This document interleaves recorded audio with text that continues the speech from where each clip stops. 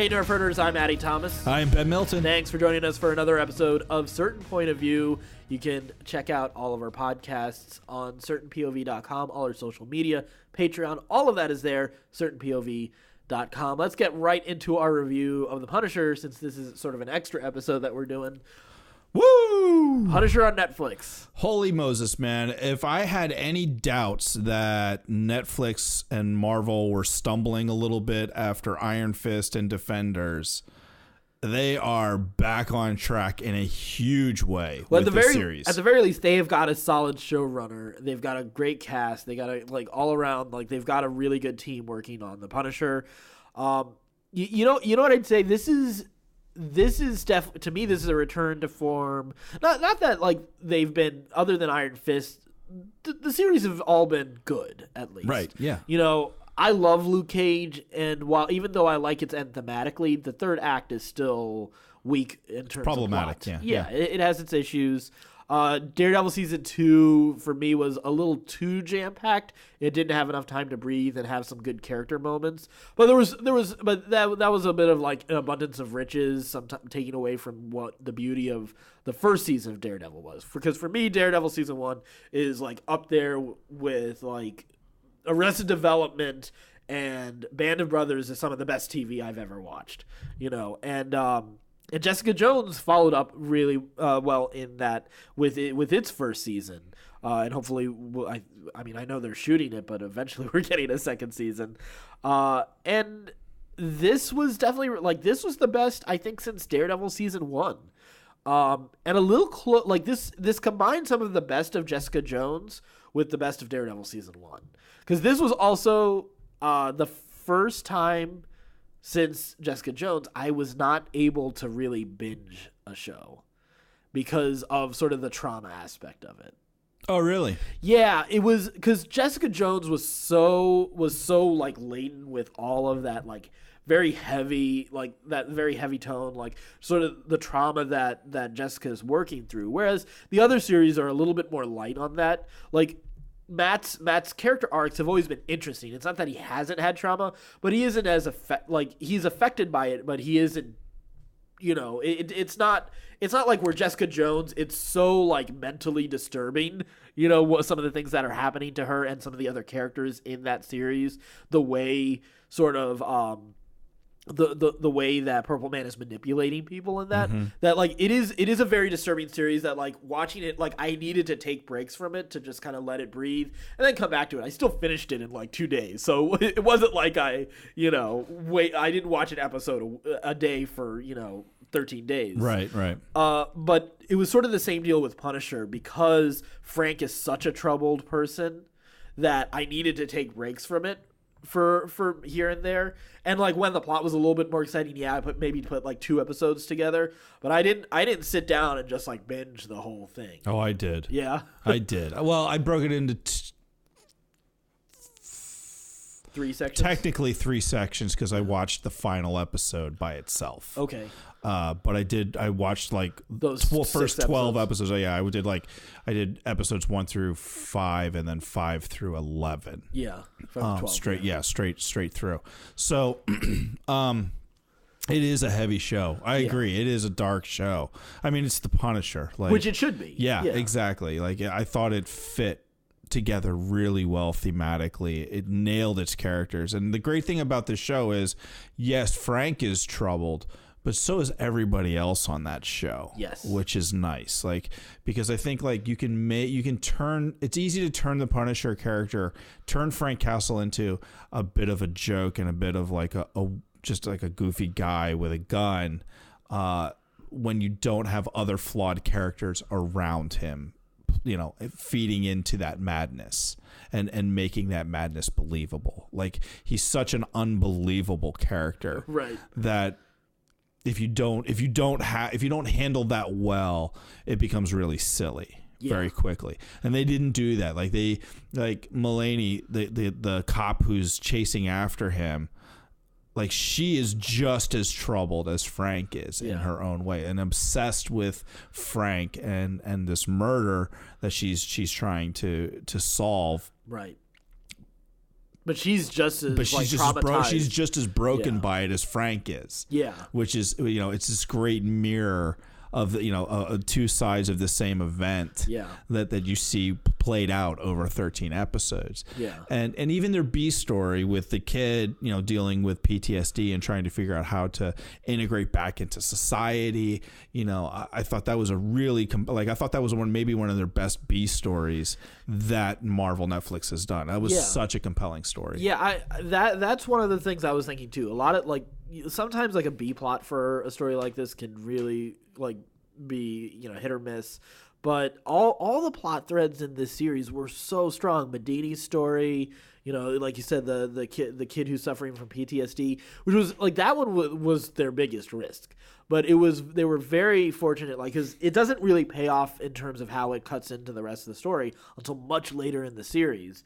And it you always kind of know that, okay, at some point this is going to cut in and have some importance to Frank as well, to Castle's story. But when it does, it is in a huge way. So you're kind of assuming that and getting prepared for it.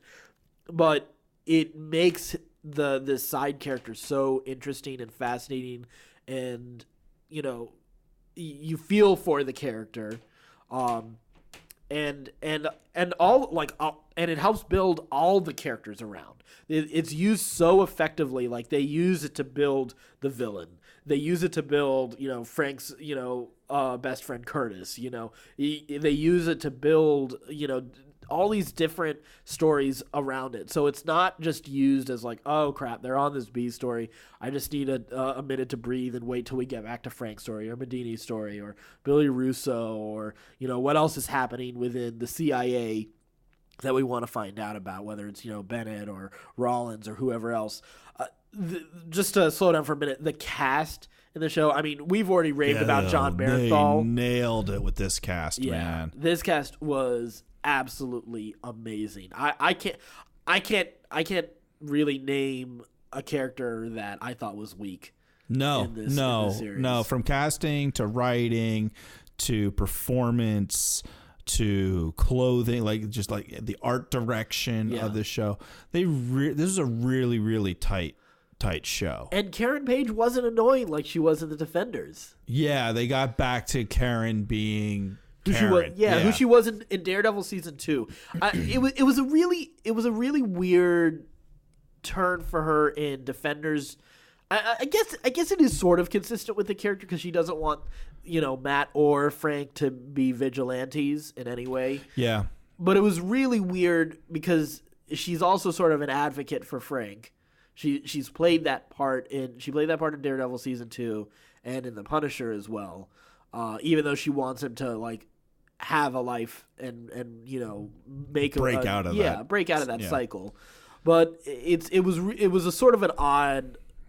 I don't know what it was. Well, I went back and I actually rewatched Defenders with my wife last week, leading into Punisher. Oh yeah. And here's what I picked up on watching it again and giving it a little time: is Karen and Foggy are their perspective is that it's not quite as disjointed as it felt the first time I saw it. Their perspectives are, we don't want Matt to do this. This is going to get Matt killed. Right. In the same way that Karen doesn't want Frank to do this, but her heart goes out to Frank because she knows the brain damage and the trauma that he received with his family being murdered. Whereas with Matt, it's a choice. With Matt, she doesn't have that. He doesn't have that quote unquote excuse. Yeah, I guess.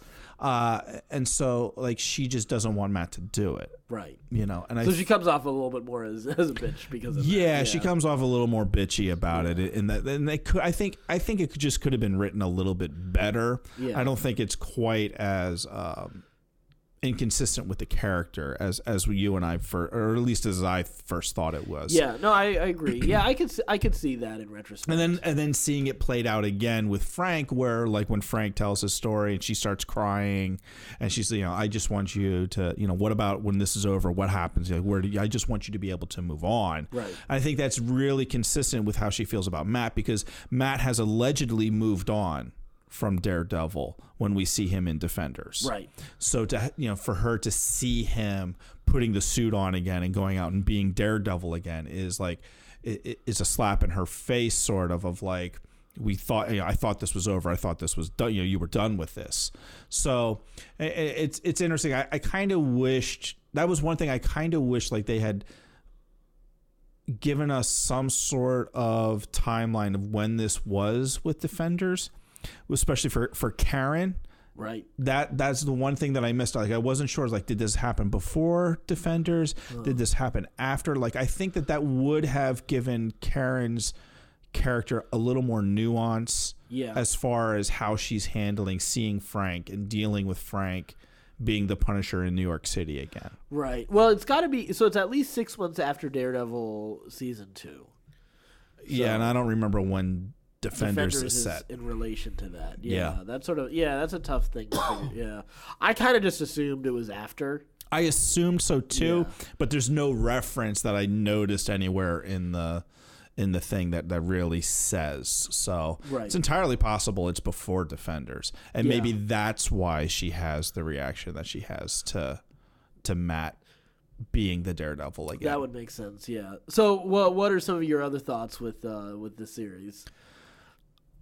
It's great here, and here's why: is because again, like they avoid all the traps that you traditionally think of for the Punisher, which is just a guy with a gun just killing people. Right. Frank does very little. Like there's maybe 4 or 5 episodes where Frank's on a killing spree. Yeah. And a lot of action, but there's just a lot of character development. Yeah. There is a lot of downtime where you're just getting a lot of plot, a lot of, people talking about stuff and getting to know Micro. You're getting to know Micro's family. You're getting to know Frank. You're getting to know Maldini. You're getting to know Billy. Like that's great. Like they did such a great job of world building. Yeah. For this universe, which is what, like, a couple weeks ago, we got the rumor that Disney was going to pull all this stuff and put it on their own streaming service. And my fear was like, you've built this incredible elaborate world and now you're just going to shut it down. There's the possibility you're just going to shut it down. Like the world that they built for the Punisher in this season is so rich. Yeah. It's so rich. Like Billy's character, I really want to see Jigsaw. Yeah. I really want to see Jigsaw. Like there's a really amazing deep character, and I don't even need to see him versus Punisher. I'd just like to see him like working for Kingpin. I'd like to see him versus Daredevil. I'd like to see him versus whoever in the universe. I think it would be fascinating because he's such a rich. They've created a fairly one-note stupid villain into a really rich character. Yeah, it was funny because, and I'm sure you made the call pretty early that he was going to end up being a villain. But the moment he said he was Frank Castle's best friend, I was like, oh, villain. Oh yeah, he totally screwed Frank. Yeah. The moment you say it, it's like, oh yeah, Frank Castle's best friend is always going to be a villain. Oh yeah. There's no way that Frank makes good choices about friends. Right. And it was also that the guy was played a villain in Westworld, really, or at least a dick in Westworld. Yeah. And it wasn't until you said it's like, oh, that's so and so from Westworld. I was like, yes, that's where I know him from. Like I knew I didn't trust that bastard. Well, he also was Prince Caspian in I never saw that. Yeah, he was Prince Caspian in I think the 2 Narnia movies. So the Prince Caspian movie, of course, and then there was also Voyage of the Dawn Treader. I'm pretty sure. There was? Yeah, it was straight to DVD. Oh. It was not good. Oh. Although Reba Cheap was still pretty awesome. Okay. He's the best, he's one of the best things about that whole story, series. yeah. But yeah, so I remember him also from playing Caspian, and Prince Caspian is my favorite of that series too. Right. That movie not so good though, but he was fine for the role. He just wasn't given much to do. But so I've seen him a couple times now. But he was great in Westworld. Oh my God, yeah. And he was absolutely amazing here. And it was funny, like I was wondering whether or not they were going to kill him off because, I mean, it's the Punisher. Like, he kind of has, like, it's kind of his deal. He's going to kill his villains.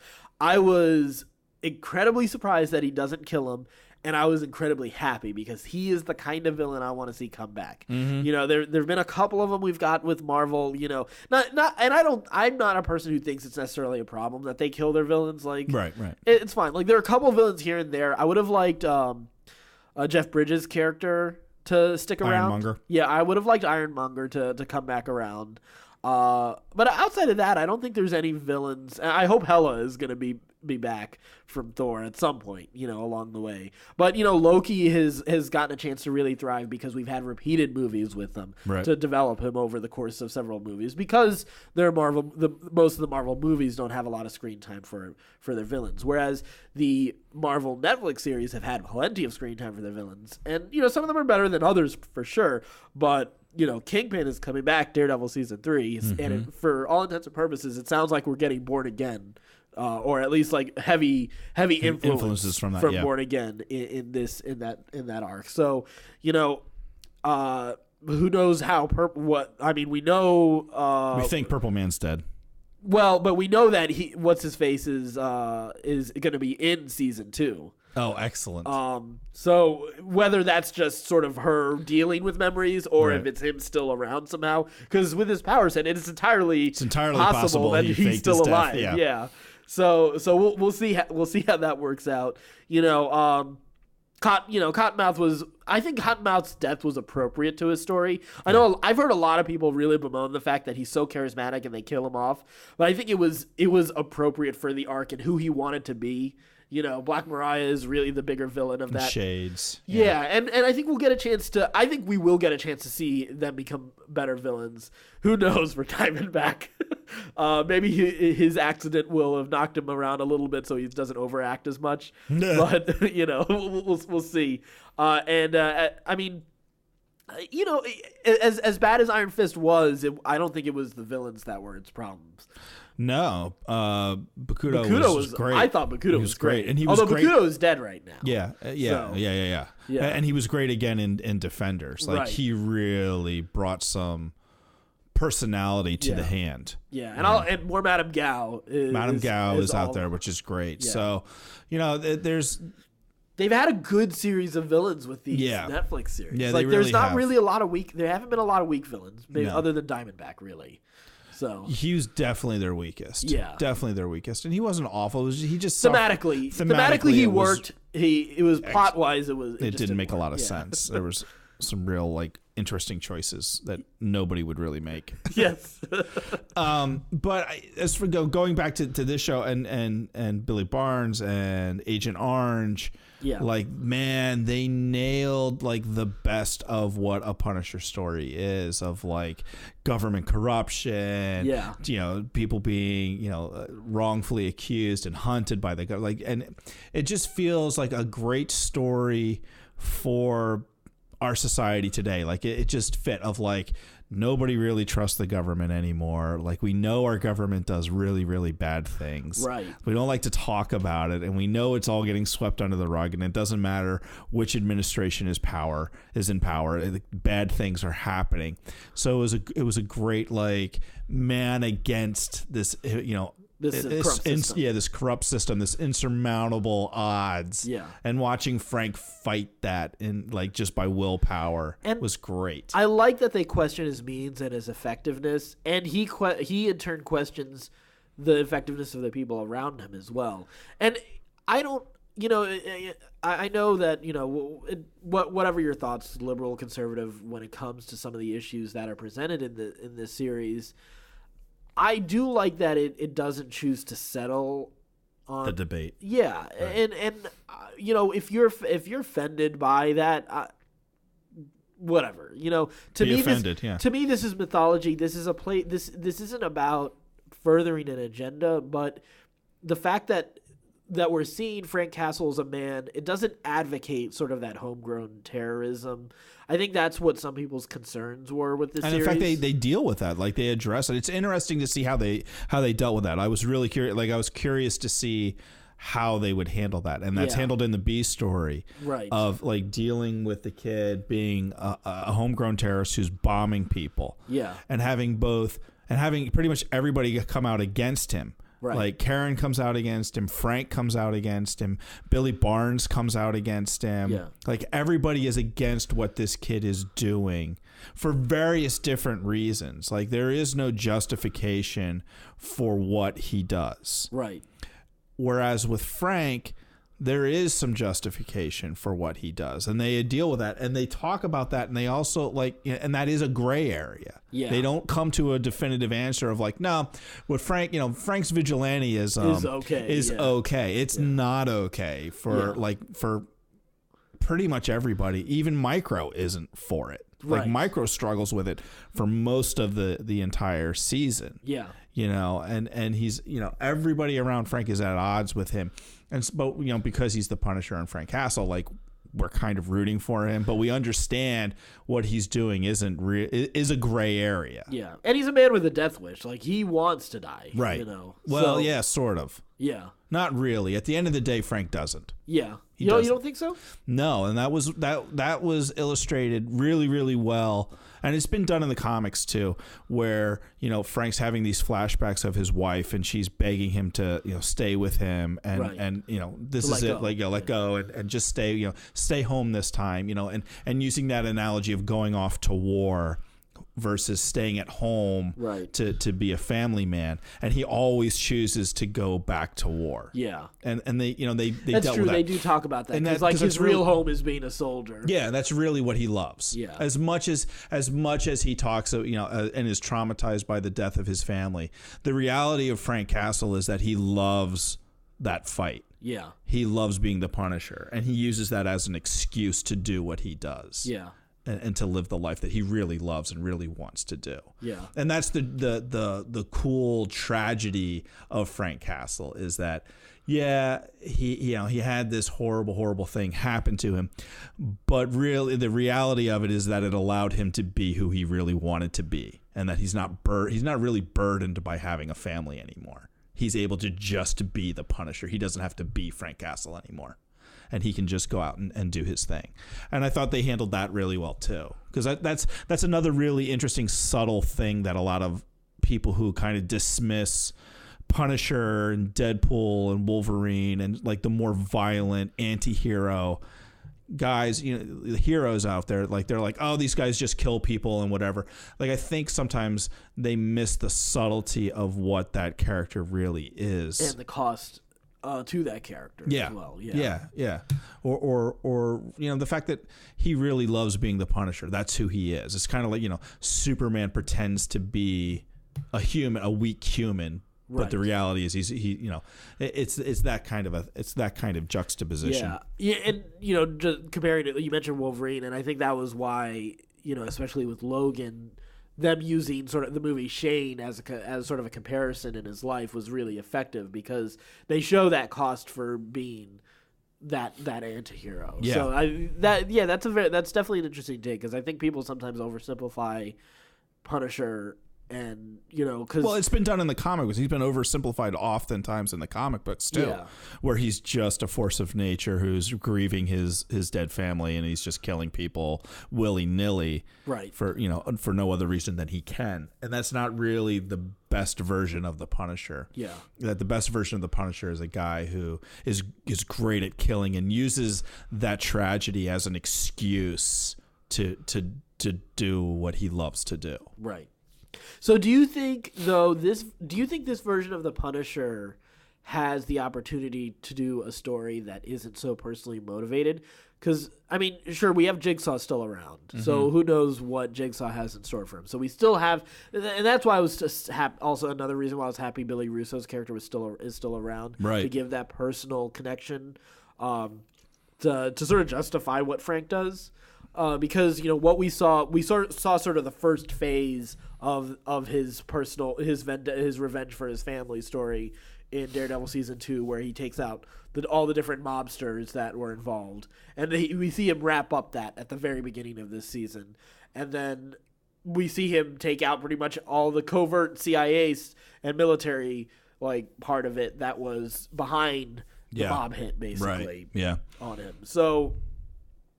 Do you think there's enough story. Like, do you think there's any story left to tell with this Punisher? Yeah, because this particular version of the Punisher is very focused on that. Like, do you think, especially because you're a Punisher fan and have seen other stories told with him, do you think there is room for that kind of story? Yeah, there's some real, they've done other stories that have been really good. And they almost always, involve CIA back channel kind of bad dealings, and he's righting wrongs and stuff like that. I think there's plenty of motivating factors to get Frank Castle to be the Punisher again. The fact that he's developed such a tight bond with Micro and his family. Yeah. Anything happens to them, he's back in action. That's true. Anything happens to Karen Page, he's back in action. Right. So you have a couple pain points that are tied closely enough to that character in this universe that you can get him back into action to do something. So yeah, I think there is. I don't know if we're gonna get Jigsaw right away. I kind of would like to see Jigsaw with the Kingpin as a Kingpin henchman. And honestly, like that, I know we're gonna get Kingpin versus Daredevil in the next Daredevil season, but honestly, I wouldn't mind seeing a Kingpin versus Defenders or versus Punisher. Yeah, a Kingpin Punisher showdown would be a lot of fun. I kind of hope for sort of like the Defenders version of like a Masters of Evil, where they take these villains who are still around and unite them against the Defenders. That would be interesting. It's because the Hand is apparently not the Hand. Yeah, the Hand. Yeah, I was about to say it's the hand or it's the more foot. It's the finger now. Yeah, right. I mean, they're right now it's just Madame Gao. Is that Pinky? That's just not willing to die yet. Although she's a Yoda-like Pinky. Let's she's not pretty discount badass. her She's power. pretty badass. Yeah. They were all pretty badass. Although I'd say Gao is the most coolest, badass. Yeah, because she was force pushing people. Yeah. By the end of that season. Mm-hmm. So, but yeah, so Elektra is probably. I'm sure she's still alive. So I mean, do you? For like Defenders season 2, would you want Frank to join the group and have everyone united? Fisk united with Jigsaw and Madame Gao and Black Shades. Mariah, and Shades. Because who cares about Black Mariah? Shades is interesting. Well, but Black Mariah is important in terms of the perception, the PR of who they are. And I think that's still that does have a big impact on what they can do, and because that I do think for Luke that was a big part of that story, but even for Frank that was a big part of this story as well. Yes, he was still under the radar, but once people were sort of like, oh no, he's alive and he's killing people again. And there was the assumption that he was a terrorist and he was working with the kid. So yeah, maybe. Yeah, we'll have to see. It's the hearts and minds aspect also of what the Defenders do. Yeah. I don't think because I don't think without Black Mariah you're gonna get Luke Cage back in the Defenders. Right.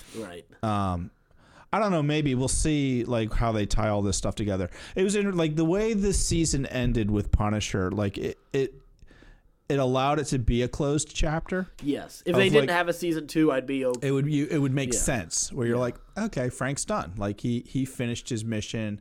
He's done. He's not he's done being the Punisher. He still has his issues or whatever. But they also left a little bit of a door open of the fact that he didn't go in and eat Thanksgiving dinner with Micro's family, of he's still ready to he's still not ready to be normal. Right. He still is aloof and still Frank Castle / Punisher. Yeah. So I think they left it open that they can use him again. If you get the right villain again for him, I think it would be okay. But I also really liked the way they used him in Daredevil. Yeah. I kind of like him just being a force of nature, a B story, if you will. Yeah. In other people's stories or coming in at certain times and just making cameos in different seasons. Kind of like the way Marvel is using the Hulk. Yeah. And tell another Punisher story over the next 3 series. Yeah. In a smaller part rather I'd than be all for that. I think that would be cool too. Yeah. Yeah, I'm for that. But that being said, Steve Lightfoot, the showrunner for this show, did a great job. So genius. Yeah, he definitely deserves a second season for sure. Everybody does. Yeah. Everybody does. The other thing that I thought was interesting, the music for this series was really good. Like there were some choices that I thought were odd, but they were all still really on point. And Tyler Bates is the guy who scored this movie. Same guy who did the orchestral score for the 2 Guardians of the Galaxy movie. Oh, okay. So I was like, okay, yeah, that makes sense. Like he's a little underrated, I think. Mm-hmm. But it was really good. It's really good. And here's what I love. I know I did pick this up too. Is that I love how Wu-Tang has found its place into this universe, and like when Frank's sitting on the couch talking to the kid about Wu-Tang, it was great. I was like, nice. Which like, also an amazing scene too, when he pulls like breaks the kid, and then it's like, oh fuck, I broke this kid, right? They did a great job of just of giving Frank a heart. Yeah, you know. My brother-in-law is a Marine and is very much cut from that same type of cloth, you know, of that stereotype, you know, of rugged badass murder machine. Yeah. And it was, you know, because he does, and he's the same way. He has just a heart of gold. Like he will kill you in a heartbeat. Yeah. But like the people that he cares for, he loves so intensely. Yeah. You know, that was what was really special about this series for me. Was like, oh well, they really nailed that personality type that you see from those soldiers. That, you know, and I don't know a ton of soldiers, but the ones that I know, like that is who they are. Like they nailed that really well. Even in like the group talk, like the different personality types, like, you know, the NRA guy, you know, the fake NRA guy. You know, you see those guys all over the place. Like, you know, I'm sure you and I know we know some of them. Yeah, we do. Like, that guy, right? Yeah. Like, you know, pretending he was a nom and never really was. Yeah. And, you know, but then there are like the people who like legit too. Like I don't know too many again, but yeah, the few that are there, you know, it felt very real. Like that compared to any of the other you know, shows that we've seen from Marvel Netflix, this is the one that was closest to real, which is almost unexpected for a Punisher story. Which, you know, this is the other thing I'll say about it. You know, you mentioned, glad that this wasn't on Showtime.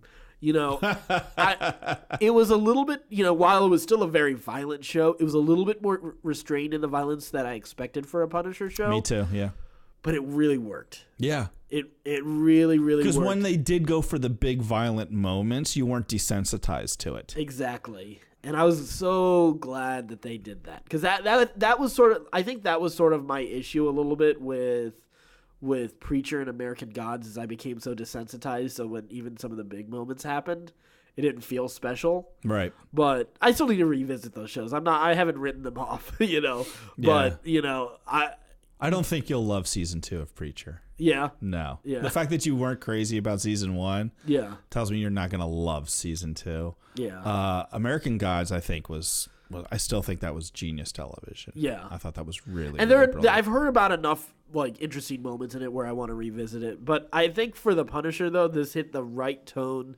It didn't do the absolutely gratuitous violence, so that you could still maintain the effects of the trauma, because they were focused on trauma with all of these characters and how it affects their decisions. To get into gratuitous violence would have undercut. Well, I think they did plenty of gratuitous violence. Yeah, they did, but to completely. It wasn't every episode. Again, they built towards it. It had a reason to be, and it made sense. Even if there's no way that Frank Castle's body could have taken that much punishment. I mean, he lost gallons of blood in that series over a couple days. Like, right? Nobody heals that fast. Nobody. Well, let us know what your thoughts are about The Punisher. Have you got a chance to see it? Let us know what you think. All of our social media is on our website, certainpov.com. Again, certainpov.com. And until next time, stay scruffy, my nerf earners.